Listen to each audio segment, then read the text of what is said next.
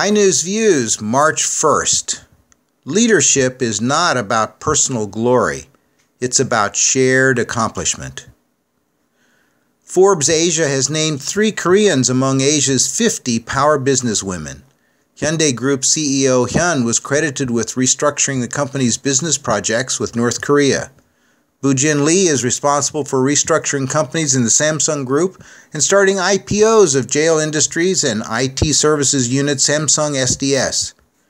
Eun-Sung Kim of Boryong Pharmacy has guided the company into the top 10 pharmaceutical companies in Korea, with sales of more than $300 million. 9 Chinese, 6 Indian, 6 Thai, and 5 Hong Kong women were also on the list. A survey by the Korea Research Institute for Vocational Education and Training shows that teaching is the most popular profession for most school kids. 9% of high school boys and 15.6% of girls said they wanted to be teachers. The next most popular job for boys was scientist at 5%, office worker 4.5%, police officer 4.2%, and corporate CEO 4.1%. The next most popular profession for high school girls was entertainer at 3.6%, scientist 3.3%, doctor 3.3%, and police officer 2.9%. The survey of children's parents revealed that they also favored the relatively stable teaching profession for their children. Polluted air in India is causing more than half of its population to lose 3.2 years in life expectancy.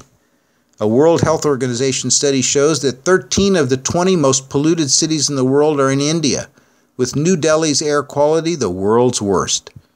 Unfortunately for residents there, the Indian government has made economic development its top priority and will double its use of coal for energy production over the next 5 years, which will significantly worsen the country's already unbreathable air pollution problem.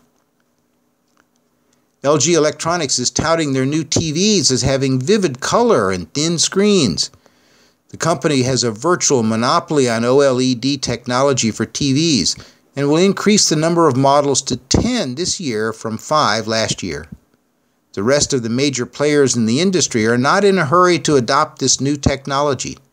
Samsung was a strong advocate of OLED until 2013, but is now focusing its efforts on upgrading conventional liquid crystal display technology. Korea's women workers outnumber men 55 to 45% until the age of 30, when women begin to leave the workforce to have children. Korea's Gender Equality and Family Minister Kim reported that the government must do more to assist women in their late 20s and 30s. As Korea's population continues to age, the workforce will begin to shrink starting in 2017.